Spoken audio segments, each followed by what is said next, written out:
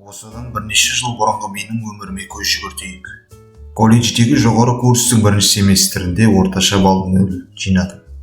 Иә, сіз дұрыс оқыдыңыз. Мен сабақтарымның барлығында F бағасын алдым. Сабақтарға мүлде қатыспадым. Апта сайын барларға барып, ішімдік ішетінмін. Бір уақытта өмірден түңіліп, әрі қарай өмір сүргім келмеді және не істерімді білмедім. Бірақ қазір өмірім 180 градусқа өзгерді. Мен бірнеше әдіс қолдану арқылы қазіргі жағдайыма жете алдым. Сіз де оларды жасай аласыз. Шынымды айтсам, көпшілік бұны жасамайды. Егер сіз өзіңіздің өміріңізді өзгерткіңіз келсе, оның бірнеше жолын ұсынғым келеді. Өзіңізді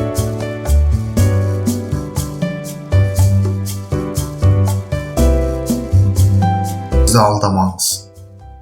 Сіз өз өміріңіздің бұзылғанын мойындамайынша, оны ешқашан түзете алмайсыз.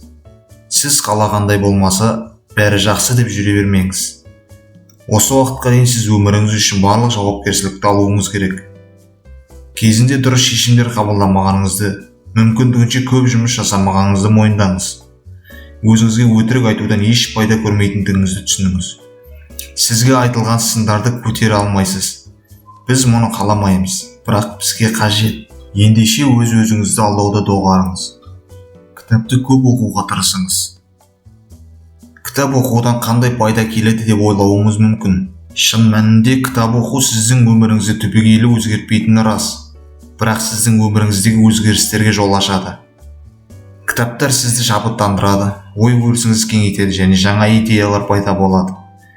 Көптеген кітап авторлары өз басынан өткізген қателіктер мен сәтсіздіктерін жиі айтады. Осыны оқи отыра сіз олардың қателіктерінен сабақ алып, оны қайталамайтын боласыз. Қолыңыздан келетін жұмыспен айналысыңыз. Менің досым маған оның веб-сайтына мақалалар жазуды ұсынды. Мен оның айтқанына құлақ асып, солай жасадым. Мен бұл іске ғашық бола бастадым. Әрдайым жазғым келеді, бірақ мен ішкі дауысымды тыңдамадым және бұл істі кейінге қалдыра бердім. Сіз өзіңізге ұнайтын және қолыңыздан келетін нәрсемен айналысқанда, сіз құштарлықты сезінесіз. Адамдар өсу мен жетістікке жетуге арналған. Тек білгеніңізбен тоқтап қалмау керек. Әлі де ізденіп, оқып білуіңіз керек. Сонда ғана өз ісіңіздің шебері боласыз. Бар керегі осы. Еліктейтін адам табыңыз.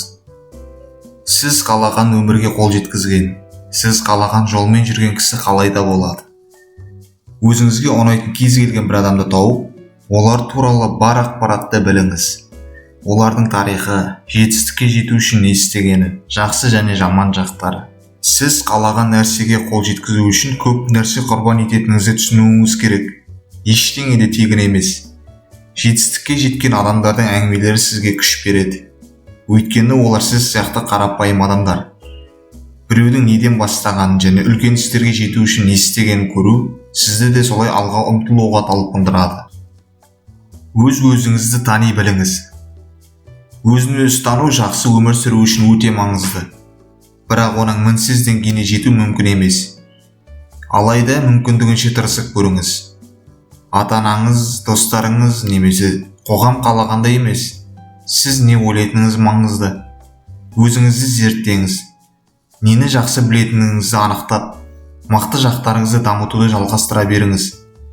Өміріңізде сіз қалағандай өзгерістер болмаса, барлығының себебі сізсіз.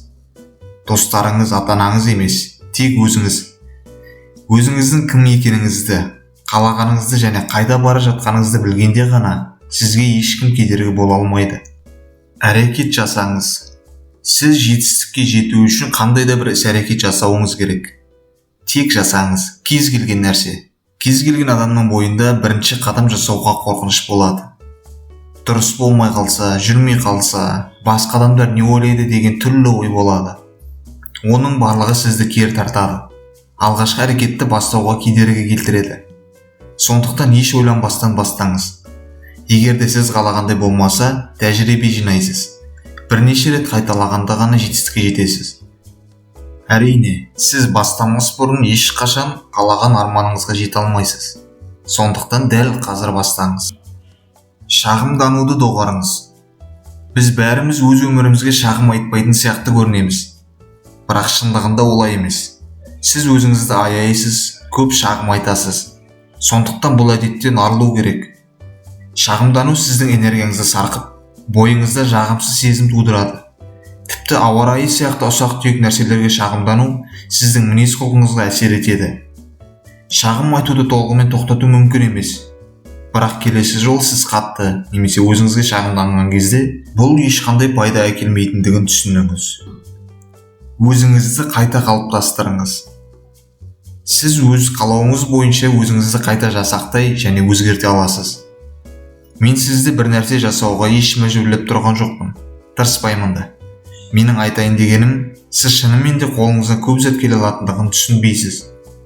Тез жетістікке жетіп, шалқып өмір сүргіңіз келетін шығар. Бірақ бұның бәрі уақытты талап етеді. Кішігірім іс-әрекеттермен үлкен нәтижеге қол жеткізе аласыз.